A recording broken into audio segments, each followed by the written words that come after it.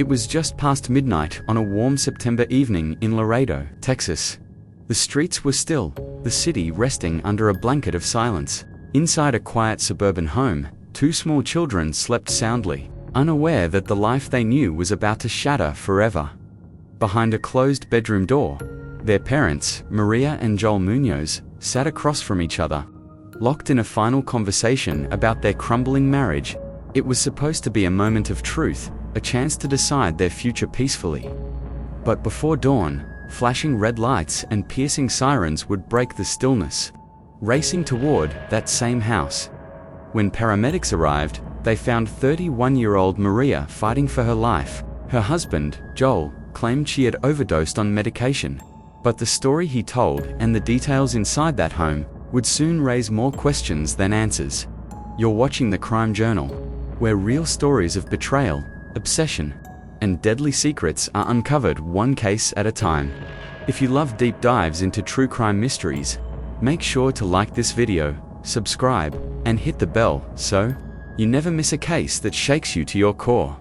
What began as a supposed accident that night in September 2020 would soon spiral into a shocking criminal investigation, one that exposed lies, an affair, and a method of murder that only someone with medical training could carry out. Maria Munoz's life began far from Texas. Born in Puerto Rico in 1989, she was one of 3 children raised in a home filled with warmth and family bonds. Her parents, Marisol and Jorge, worked hard to give their children stability, but tragedy struck early. Maria lost her mother in her late teens, a loss that changed everything.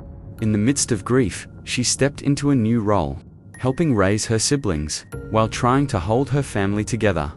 It was during that period of rebuilding that she met Joel Munoz, a man 11 years older, confident, charming, and studying nursing just like her. He promised her love, stability, and a future together in the United States. The connection between them was instant, and soon, they were inseparable. Their relationship moved fast. After getting married, the couple relocated to Laredo, Texas, where Joel secured a respected position as a nurse anesthetist, a job that demanded precision and trust.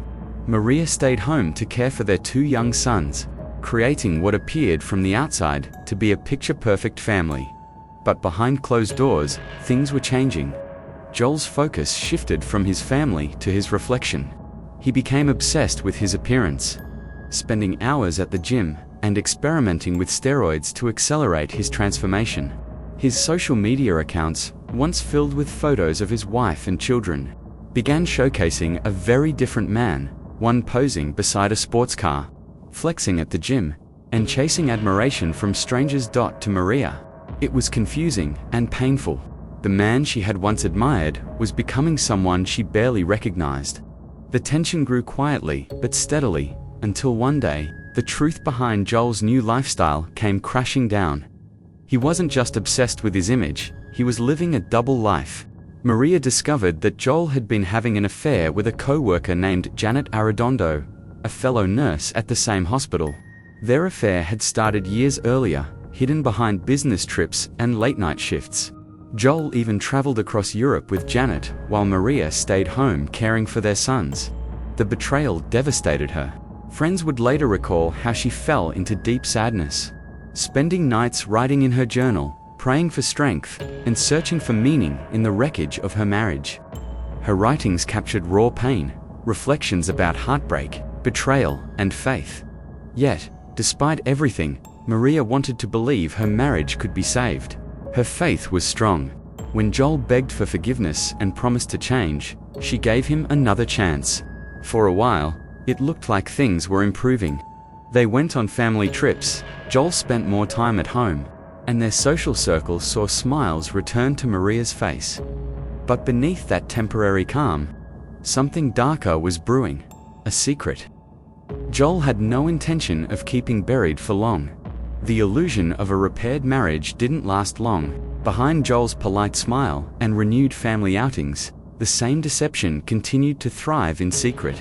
He hadn't truly ended his affair with Janet Arredondo, he had simply learned to hide it better. While Maria clung to the hope that her husband's remorse was genuine, Joel was living two lives. By day, he played the part of the devoted father and professional nurse. By night, he was once again seeing Janet. Their connection grew stronger, reckless even. As though the near discovery had only fueled their thrill, in early 2020, Maria's patience began to waver. She had forgiven him once, but the cracks in their relationship were spreading faster than she could mend them. Her diary entries became more conflicted, sometimes hopeful, other times filled with fear and uncertainty. She wrote about her confusion, her anger, and her exhaustion. One entry simply read, "I love him, but I can't recognize who he is anymore." Friends noticed the strain. Maria became quieter, more withdrawn. She spoke less about her husband and more about her children, focusing on keeping their lives normal while silently enduring her own turmoil. Those closest to her said she often appeared lost in thought, as though carrying a burden no one else could see. The truth would finally surface in a moment of cruel coincidence. One afternoon, as Maria drove through a nearby neighborhood, she spotted a car she instantly recognized: Joel's distinctive sports car parked outside an unfamiliar house. Her heart raced. Something deep inside told her exactly what was happening. She parked, stepped out, and knocked on the door. When it opened, her worst fears were confirmed. Joel was inside with Janet. A nearby security camera captured the brief but explosive confrontation. Maria stood firm, demanding answers, while Joel looked visibly unsettled, caught off guard and cornered by his own lies. When she finally turned and walked away, he slammed his fist against the car window in a rage. The next day, Maria texted him a message that would change everything. "We need to talk to a divorce lawyer." Joel resisted, pleading that they could work things out privately, that they didn't need lawyers or extra expenses. His tone was calm, almost rehearsed, but his actions in the following hours told another story. Later that evening, Joel sent another message, this time more emotional, more persuasive. He expressed regret, sadness, and a desire to have one last honest conversation for the sake of the children. Maria, torn between logic and hope, agreed to meet him at the house they once shared. She didn't know that decision would seal her fate. Before leaving, she messaged a close friend, a simple text that would become chilling in hindsight. "Please pray for me. We're having a talk tonight." That was the last time anyone outside the home would hear from her. The next day, on September 22, 2020, at around 11 p.m., Laredo's emergency dispatch received a frantic call. The voice on the line was Joel's. He claimed his wife was unconscious and that she might have taken too many pills. When paramedics arrived, the scene immediately raised suspicions. Maria lay unresponsive on the bedroom floor, but something about Joel's story didn't add up. The medications he claimed she had taken weren't hers, they were his. The packaging was missing, and Joel couldn't explain where it had gone. He told paramedics that the two had been intimate earlier that evening, that afterward he had gone to take a shower. But when investigators examined the bathroom, the shower was completely dry, not a single drop of moisture anywhere. Joel's inconsistencies piled up quickly. His tone shifted between panic and control, as if he were trying to steer the narrative even in crisis. When officers asked permission to search the home, Joel refused, saying he valued his privacy. To investigators, that refusal was another red flag. After nearly 2 hours of failed resuscitation attempts, Maria was pronounced dead at 3:58 a.m. Her 2 children, asleep in another room, were taken into police custody until relatives could arrive. What had started as an apparent overdose now looked very different. Something sinister had taken place in that house, something meticulously planned. Within an hour of Maria's death, Joel was taken to the police station for questioning. The interrogation was recorded, and what it revealed only deepened the mystery. Joel's behavior swung wildly between aggression and despair. He kicked the table, shouted at detectives, and wept uncontrollably. But when asked direct questions, his answers became vague and contradictory. He couldn't say how many pills were missing. He couldn't remember when he had last seen Maria alive. He couldn't explain why he had waited so long to call 911. The detectives had seen this pattern before, a performance of grief masking a far more dangerous truth. As the questioning continued, Joel admitted something that changed the direction of the investigation. Yes, he had been having an affair, and yes, it had continued long after Maria found out. Soon after, police called in Janet Arredondo for her own statement. She appeared calm but nervous, confirming the affair and acknowledging that it had been ongoing for years. When told that Joel's wife was dead, Janet broke down. She insisted she had nothing to do with it and claimed she had been at home that night. The case, once thought to be a tragic overdose, had turned into a homicide investigation.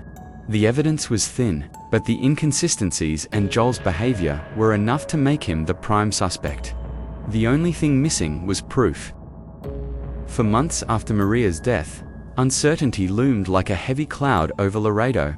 Was it suicide, an accident, or something far darker? Detectives had their suspicions, but without scientific proof, their hands were tied.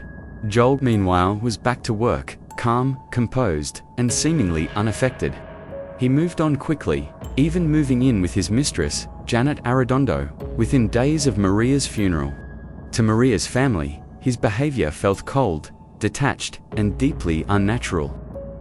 The man who had lost his wife barely seemed to mourn her at all. Friends and relatives demanded answers, pressuring investigators to dig deeper. They knew Maria, a woman of faith, a devoted mother, and someone who had been planning for her future. Suicide, they insisted, was impossible.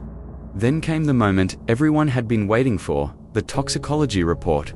What it revealed would change the course of the investigation forever.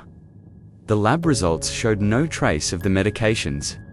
Joel had claimed Maria overdosed on the clonazepam he mentioned, absent the painkillers he swore she took, nowhere to be found.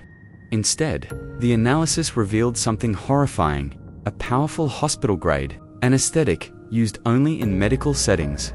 The drug was propofol, the same substance that anesthesiologists use to sedate patients during surgery. It's fast-acting, potent, and, in large doses, lethal. Detectives were stunned. How could Maria have accessed a controlled substance that's only available in hospitals? She wasn't a medical professional. But Joel was. This discovery flipped the entire story on its head. Investigators now believed that Maria hadn't overdosed at all. She had been injected with a fatal amount of propofol, likely administered by someone who knew exactly what they were doing. A closer look at the autopsy revealed something chilling. There was a small puncture mark on Maria's arm, the kind consistent with an IV needle, not a simple injection. It was placed in a location difficult for someone to reach themselves, especially without professional skill. The dots were beginning to connect, and all arrows pointed to one man. Police also uncovered new evidence that strengthened their suspicions. Maria's journals, found in her bedroom, became a critical piece of the puzzle. In those pages, she had documented her marriage in haunting detail. Joel's betrayal, his temper, his manipulation, and the emotional abuse she endured, in one entry. Maria described her fear that Joel might do something drastic. She wrote, "I feel like I'm living with someone who hides too much. I don't know what he's capable of anymore." To investigators, those words read like a warning from beyond the grave. Detectives also discovered that Joel had access to hospital medication storage areas and was known to work unsupervised on night shifts. Colleagues later confirmed that several vials of propofol and other sedatives had gone missing around the same time as Maria's death. Still, Joel maintained his innocence. He claimed Maria had been depressed, that she might have taken drugs herself, and that he had done everything he could to save her. But every piece of physical evidence contradicted him. In March 2021, 6 months after Maria's death, investigators finally made their move. Joel Munoz was arrested and charged with murder and evidence tampering. When officers arrived at his workplace, Joel didn't resist. He appeared calm, collected, even resigned. As they placed him in handcuffs, one detective later recalled, "It was like he knew this day was coming." Back at the station, detectives confronted him with the evidence: the puncture mark, the missing drugs, the toxicology results, and Maria's own writings.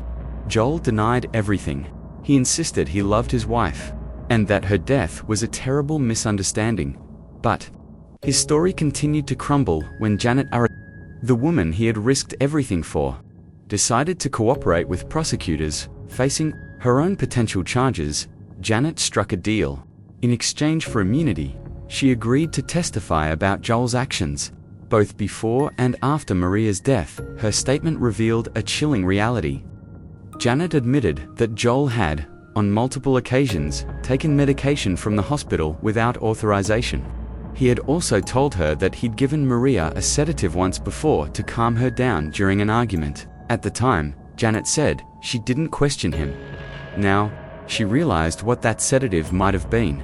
Janet also revealed that after Maria's death, Joel had tried to dispose of several syringes and 4 tubes.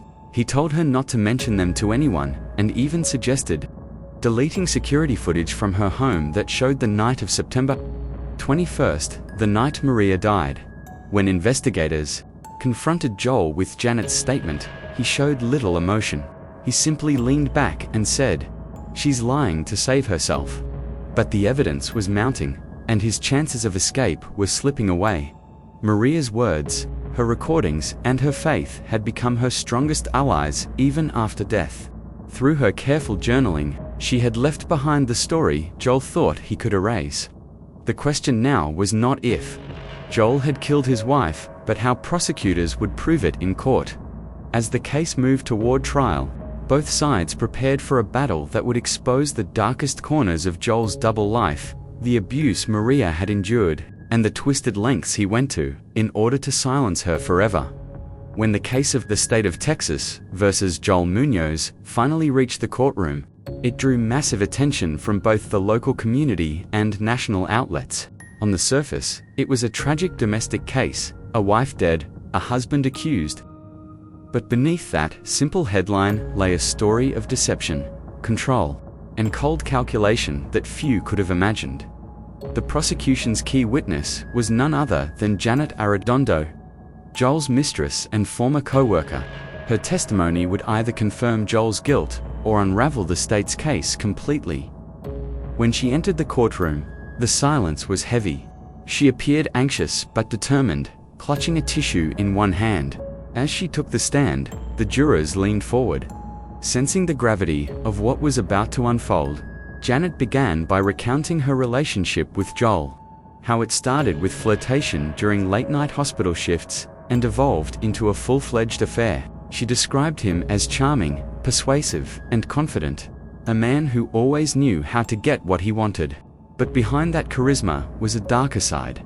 According to Janet, Joel had often spoken bitterly about his wife. He complained that Maria was holding him back, that she was too emotional, and that he felt trapped in a marriage that had long since died. What began as casual venting eventually turned sinister. Janet recalled one chilling conversation in particular. Joel had told her, if she were gone, everything would finally be simple. At the time, Janet thought it was a cruel joke, a frustrated husband's outburst. But after Maria's death, those words haunted her. She testified that in the weeks leading up to the tragedy, Joel became more secretive at work. He started taking medical supplies off the floor without logging them. Small vials of sedatives, syringes, and 4 kits. When Janet asked about it, he brushed it off, claiming it was for personal use. Then came the moment that prosecutors believed proved intent. Janet revealed that Joel had once mentioned using propofol, the same drug found in Maria's body, to help himself sleep better at home. Investigators knew that wasn't true. Propofol isn't a sleeping aid. It was the smoking gun they needed to strengthen the case. Prosecutors presented security footage from Janet's home, the same video Joel had begged her to delete. The timestamp showed him arriving late at night, just hours after Maria's death.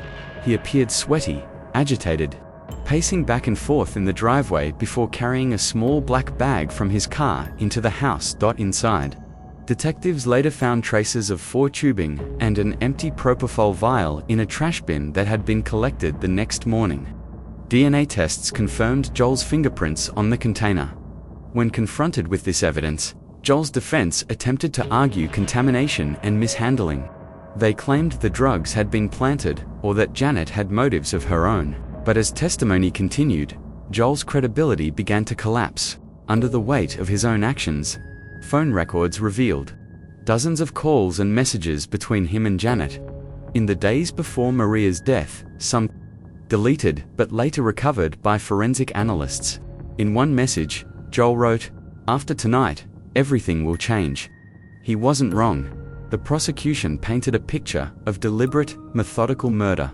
They argued that Joel had lured Maria into meeting him that night under the pretense of reconciliation, prepared an IV line using stolen hospital supplies, and administered a lethal dose of propofol while she trusted him. Her husband, a trained nurse, their expert witness, an anesthesiologist, explained how the drug works, how it causes unconsciousness within seconds, silencing the body's ability to breathe without assistance. He told the jury, whoever administered that dose knew exactly what they were doing.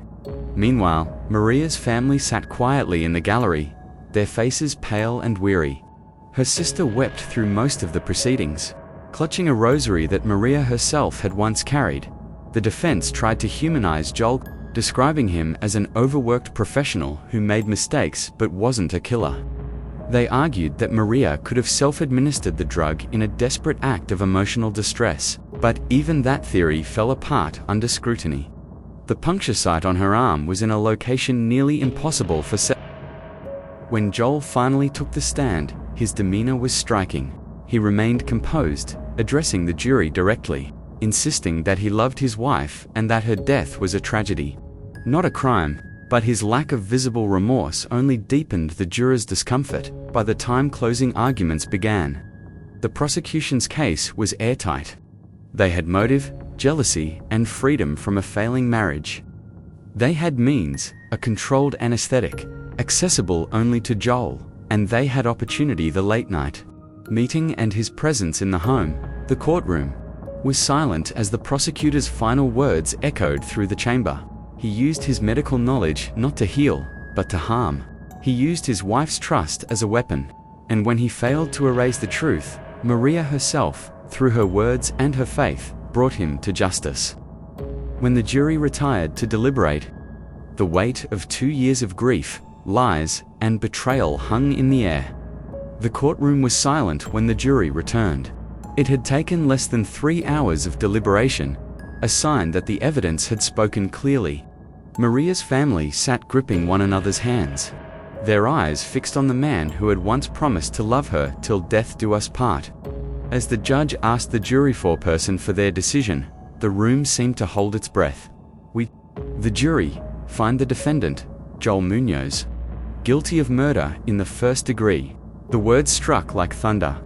Gasps echoed through the courtroom, followed by quiet sobs from Maria's relatives. Joel sat frozen, his expression unreadable. He blinked slowly, stared straight ahead, and whispered something under his breath, words that even the microphone couldn't catch. For Maria's family, it was a moment of bittersweet relief. Justice had been served, but no sentence could ever replace the mother, daughter, and sister they had lost. The prosecution moved swiftly to the sentencing phase. They pushed for the maximum penalty, describing Joel's actions as a betrayal of both love and profession. As a nurse anesthetist, he had sworn to protect life, and instead, he had weaponized his medical skill to destroy it. The defense argued for leniency, portraying Joel as a man who had made a single, irreversible mistake. They claimed he had acted in emotional desperation rather than malice, but the judge wasn't convinced.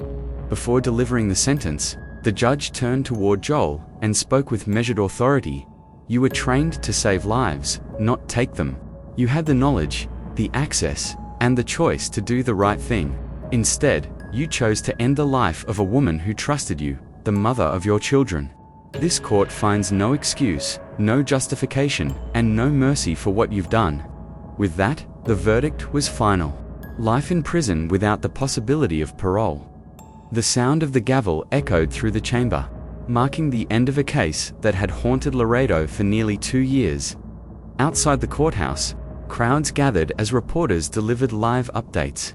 Cameras captured every moment. Maria's family embracing, the lead detective speaking solemnly to the press, and Joel being led away in handcuffs for the last time.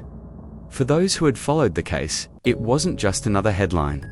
It was a story of trust turned toxic, of love twisted into control, and of justice finally catching up with someone who believed he could outsmart the system. In the months that followed, Maria's story continued to resonate far beyond Texas. Her sister, Elena, began speaking publicly about domestic abuse and emotional manipulation, the quiet forms of control that often go unnoticed until it's too late. She launched a foundation in Maria's name, dedicated to helping women find support, counseling, and protection before tragedy strikes. Through these efforts, Maria's voice, silenced by violence, found a new way to be heard. Meanwhile, Joel's life inside prison was a stark contrast to the freedom he once flaunted. Gone were the expensive gym memberships, the cars, the mirror selfies, and the adoration he once craved. What remained was isolation and the weight of a decision that would follow him forever. Former colleagues described feeling betrayed. "He fooled everyone," one nurse said. "We trusted him with patients' lives. None of us saw the monster behind the smile." Even Janet Arredondo's life was forever changed. Though she avoided prison by cooperating, she lost her career, her reputation, and her peace of mind. She moved away quietly, leaving behind the city where everything had fallen apart. Years later, people in Laredo still speak of Maria's case, not with gossip, but with a somber respect. It serves as a reminder that evil doesn't always come from strangers. Sometimes it's found in the people closest to us, those who hide behind love, charm, and familiarity. At Maria's gravesite, her family often leaves white lilies and a small framed photo of her smiling beside her children. The inscription on her headstone reads, "She lived with faith, she loved without fear, and through truth, she found her peace." Her story became more than just a case. It became a message that no secret stays buried forever, and no act of cruelty escapes the light of truth.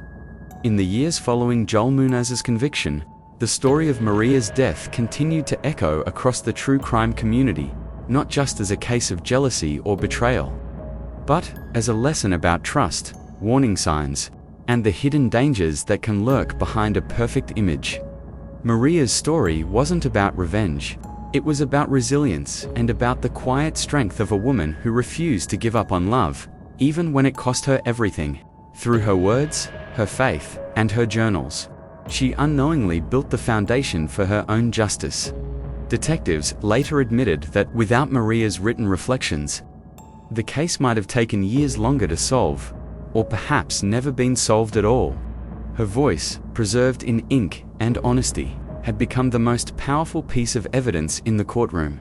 Her diary entries were simple, raw, and human. One of the last ones read, "I don't know what tomorrow holds, but I trust God. If my story helps someone else find their strength, then my pain has a purpose." Those words would come to define her legacy. In the wake of the trial, Maria's family established the Maria Munoz Foundation for Domestic Awareness, a non-profit aimed at supporting women trapped in emotionally or physically abusive relationships. The organization grew rapidly, providing counseling, housing support, and legal aid to hundreds of women each year. Through their work, Maria's story reached beyond headlines and courtrooms. It became a source of hope. Survivors began sharing their stories, inspired by her courage to document her truth. Even when the world around her felt like it was falling apart, law enforcement agencies also learned from the case. Many departments across Texas began implementing training on identifying patterns of coercive control, the subtle forms of psychological abuse that often precede violence. Maria's name became a reference point in seminars and workshops about domestic crime investigations. Her 2 young sons, who had slept through the night that changed everything, are now growing up in the care of Maria's family, protected from the media and the weight of the tragedy. They are learning about their mother, not through the lens of crime, but through her strength and love. Friends describe them as kind, thoughtful, and full of her same light. Her family says they carry pieces of her spirit, her faith, her laughter, and her will to see goodness in the world. Even after all that was taken, as for Joel, He remains behind bars, serving a life sentence. In interviews, he still denies responsibility, clinging to a version of events that no longer convinces anyone. But in the eyes of the court, the evidence was clear. His freedom may be gone, but the memory of what he did and who he took will follow him forever. The story of Joel and Maria Munoz reminds us of something we often forget. Evil doesn't always wear a mask. Sometimes it smiles across the dinner table, speaks softly, and says, "Trust me." It reminds us to listen to instincts, to pay attention to what feels wrong, and to never ignore the quiet cries for help that so often go unheard. In the end, justice did more than convict a killer. It preserved a truth that love should never be feared, and that silence can be more dangerous than anything else. This was the story of Maria Munoz, a mother, a believer, and a woman whose strength outlived her suffering. You've been watching The Crime Journal, where we uncover real stories of crime, betrayal, and truth that demand to be heard. If Maria's story moved you, help keep her memory alive. Like this video, subscribe to The Crime Journal, and share it with someone who needs to be reminded that even in the darkest moments, truth always finds its way to the light. Until next time, stay aware, stay safe, and remember, the truth never dies.